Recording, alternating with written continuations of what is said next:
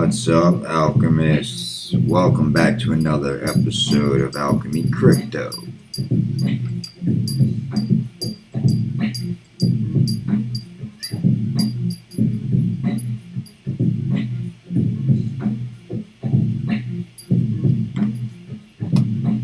Alright, we're going to jump right into it. There's a lot going on, a lot to talk about, so let's just get into it. Let's do a quick market check real quick. Got Bitcoin at 19.4, the old Brooklyn project coming in at 19.3,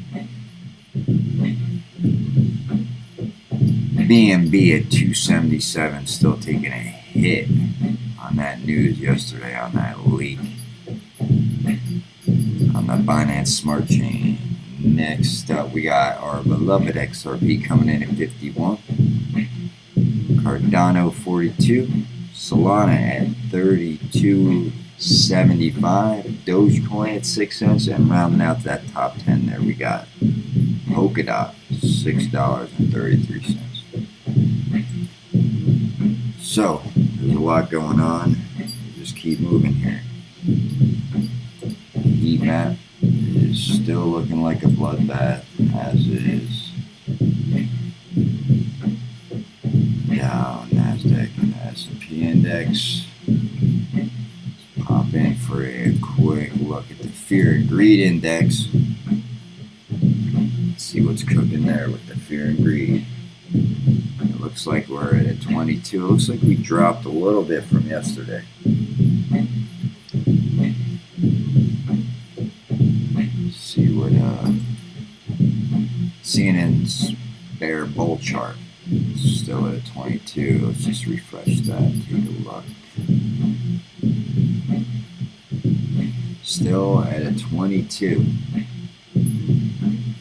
So welcome in, everybody. Thanks for coming. If you are not subscribed, please subscribe. Hit that notification bell and hit that like button. Strap in because we got a lot to cover. Let's do it. So the markets ended bad. Everything closed down on that disappointing jobs data. And that's because of this guy, J-Powell, Fed chair. Probably coming out, gonna raise rates again, trying to get this inflation under control, and everybody's feeling the pinch. The pinch is real. Massive credit card debt usage here in America. People cannot survive paycheck to paycheck. They're putting gas, essentials like food, things they need to live their everyday lives on credit. It's a real mess out there. Some folks would argue that this Fed chair has no idea what he's doing. He's already gone too far. He's going to tank this thing. And then other people say, he's doing a great job. We're going to get the garden variety recession. Let me know what you guys think. Comment down below. Is it going to be garden variety? Or are we going into deep, dark recession, borderline depression? Has he gone too far? Some people say he waited long enough. Some people say he's doing just fine. All I know is I think he's going to do another 2 3/4 rate hikes. We got the meeting coming up November 1st and 2nd, I believe. We covered that in yesterday's video. We took a look at them. So, moving on. Let's take a look at XRP, the chosen one, coming in at 51 cents right now. And it's taking a little breather, which is okay, because we were up around, 55 cents earlier?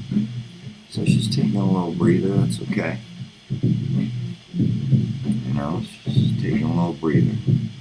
Bound to happen.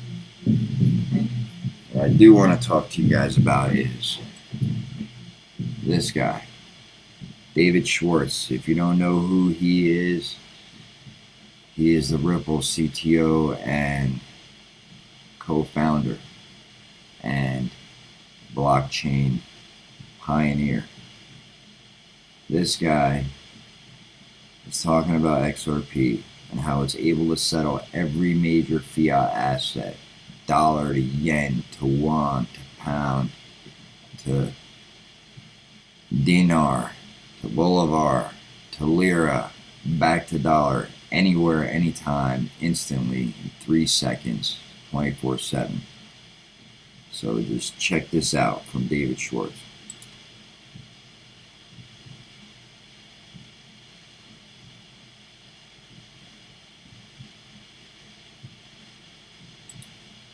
Seconds for less than a penny, folks. Anywhere, anytime.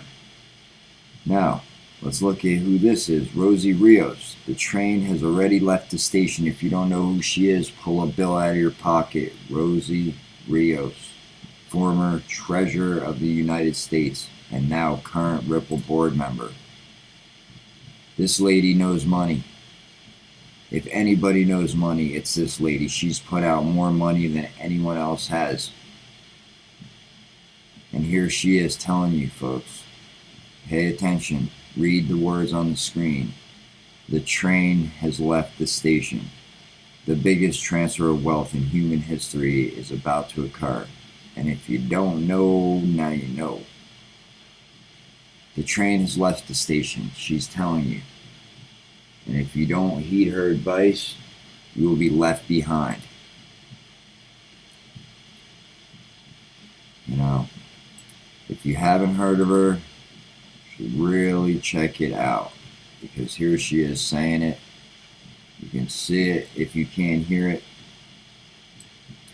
She will tell you.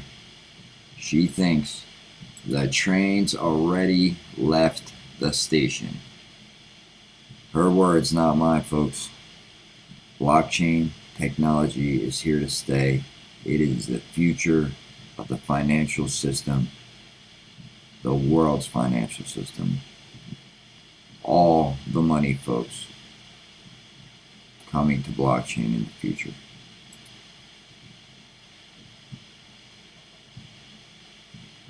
She just joined the board of Ripple, and this is not very new. This is from July, but she joined the board of Ripple. And the reason why she chose to join the board of Ripple is because they are solving real world problems, cross-border payments, interoperability, folks.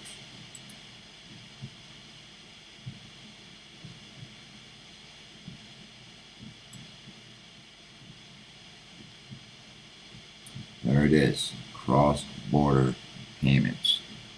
Rosie Rios. Now, here he is, Stuart Alderati, General Counsel at Ripple. Let's see if this tweet will come up. Here it is. Ripple has spent $100 million on their defense, $100 million plus on their defense against the SEC lawsuit. I told you these guys had deep pockets. They can actually fight, and it looks like they've got the SEC on the ropes. You know, the SEC and Dirty Gary Gensler are trying to use an old system to determine what is and what is not a security. The Howey test. If you're not familiar, the Howey test came out of Securities Act from around 1933. Stuart Alderati's telling you here they spent $100 million, and when this is all said and done, and they have regulatory clarity, I think future digital assets will be looked at not with the Howey test, but with the Ripple test. All right. So, moving on. Let's look at this here. What do we got here? Looks like Dirty Gary Gensler's at it again. He went after Kim Kardashian for promoting a token, and now here he is calling to Wall Street saying that crackdown is coming. That everything crackdown. This guy is far overreaching, and he's going to get his hands smacked. He's going to have to step down and leave, and he's after that job with the treasurer. He wants Rosie Rios' old job. I don't think he'll get it. Time will tell. We'll see on that one. Still too early to call. But this guy is just something else, man. I think in the future, all of it will be exposed. ETHgate, the SEC, Hinman emails, Jay Clayton, even Dirty Gary here. Anyway, Gary's going to be on with Jon Stewart, looks like October 12th. And I think Jon Stewart is cool, but I think he's basically going to ask Gary the easy questions with, predetermined answers set up. I don't think he'll ask him about ETHgate, why the SEC chose to give Ethereum a free pass and then targeted Ripple. I don't think Jon Stewart will really ask Gary any of the tough questions, but this is October 12th, so you want to catch it. It's on Apple's podcast. All right. Now, speaking of this lawsuit, SEC versus Ripple, we got Charles Hoskinson checking in and weighing in.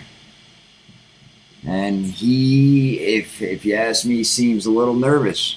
If the SEC does end up losing this case and is deemed a security, I think Charles thinks that they may be coming after his little baby there, Cardano. So, ADA, we'll see what happens. Stand by. Gary says he's coming for everything, Charles. Now, this is good. Shout out to Mikkel for this. Jay Clayton in this video talking about how the SEC has already been hacked numerous times before, and how the SEC has been hacked by Ukrainian hackers, and how a Russian cyber attack could be imminent. There could be a black swan coming, folks. Check this out. Play this for you. Got some captioning here. Actually gets this good with this video where he actually... Here we go. This is basically the meat of it. He's saying actors who benefit from destabilization may be planning something. A large cyber incident is destabilizing. And so, to think that nefarious actors are thinking, I can profit from this type of thing, you're seeing that. That's happening. He's saying we should be counting on the fact that that's in their toolbox. That's in the toolbox. World stage actor. So here's Jay Clayton telling you that he thinks a cyber attack is imminent.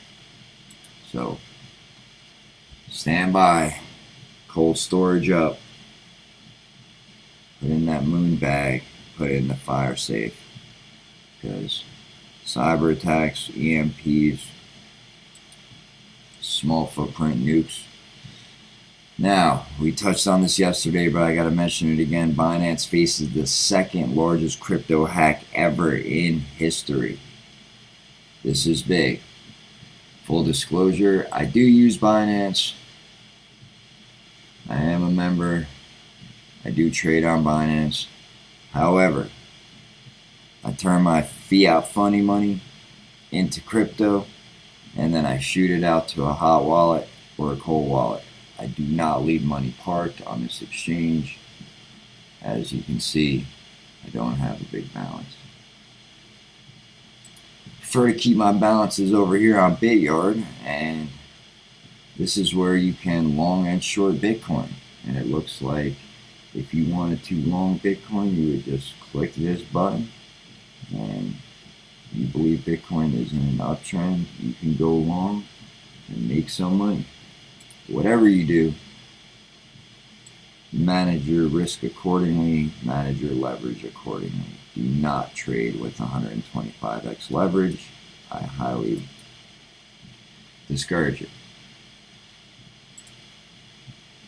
Now, Terra Luna.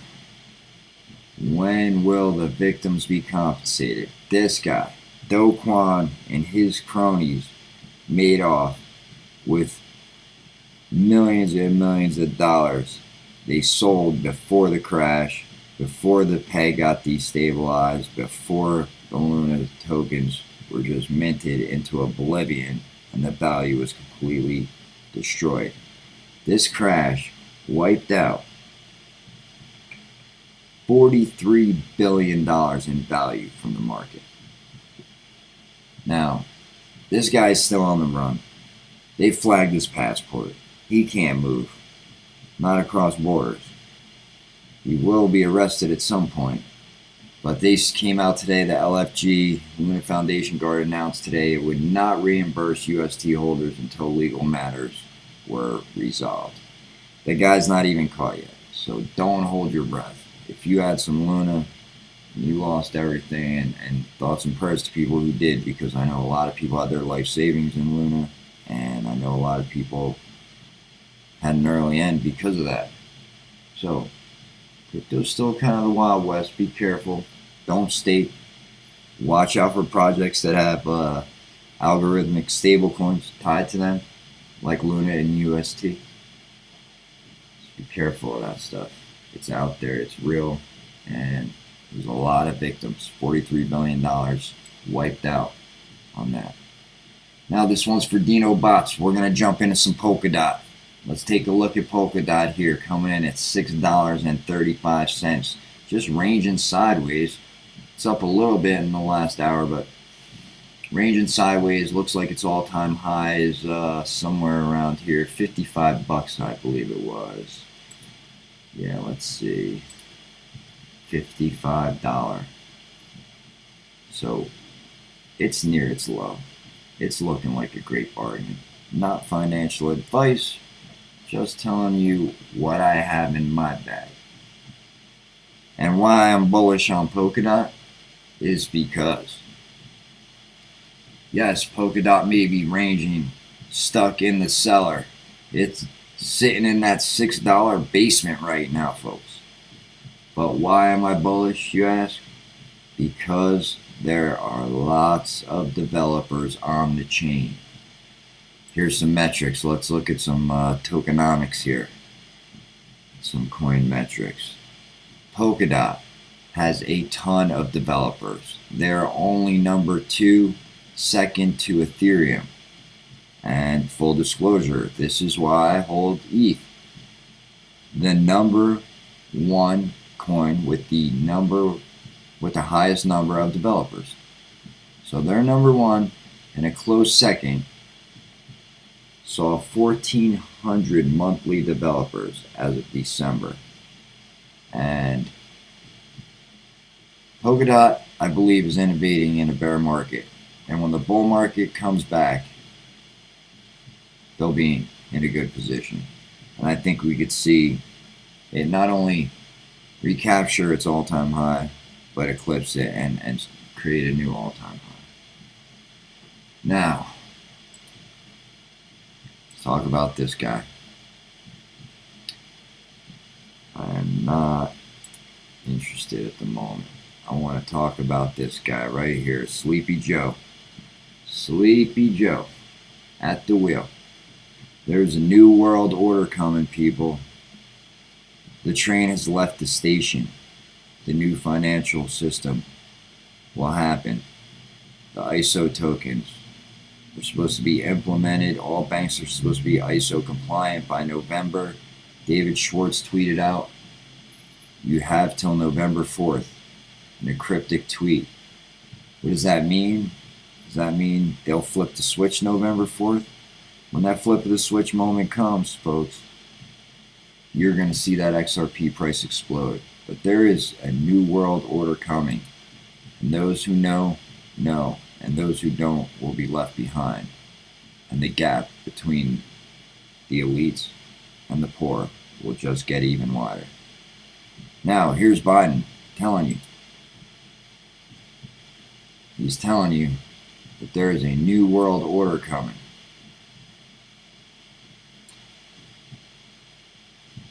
He's telling you the world, every 3 or 4 generations, sees a new world order.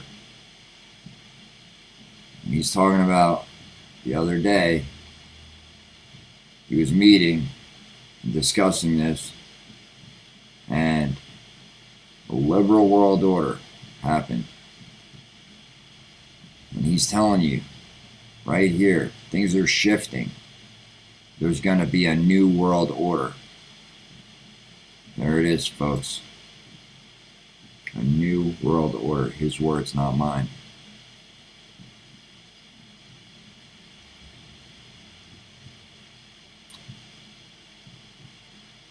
When this new world order is implemented, things are going to change. Now, this bridge was blown up in Crimea earlier. So this bridge is a major supply route for Russia and its war machine. And that blast is from, no one knows what that blast was from. However, it's disabled the supply routes. Could in fact be related to the Nord Stream pipeline. And if you don't remember the Nord Stream pipeline, take a look at this. This is Biden about a month ago, Sleepy Joe, taking a question from this lovely lady here. She wants to ask about the Nord Stream project that he opposed. And when he responds, what he says is, we will take it out. We will shut it down. And she's confused because she says, I don't understand. It's under German control. And if the Germans decide under U.S. sanctions not to pull the plug on the project and have it shut down, how would you shut it down? And she seems very confused because they didn't mention Nord Stream by name or anything. But here she is asking, in terms of sanctions, I just want to know whether, the sanctions that you're working on in the U.S. as well are already finished, finalized, or they're future things, ongoing. And he answers her and he lets her know that it is possible and we can and will shut it down. There are boots on the ground, tanks roll in, it will be shut down.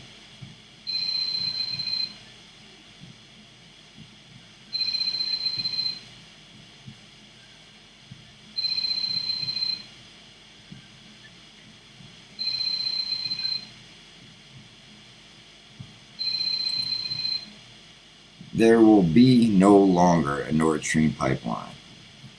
That's what he said. There will be no longer a Nord Stream. We will bring it to an end. We'll bring an end to it. His words. So, this bridge being blown up over there, I'm not too sure what happened. Who did it? Why they did it? I think they're just trying to hurt this guy. All we can do, folks, is pray for peace in the Middle East. Alchemist, thanks for coming. I'm going to leave it there. Until next time.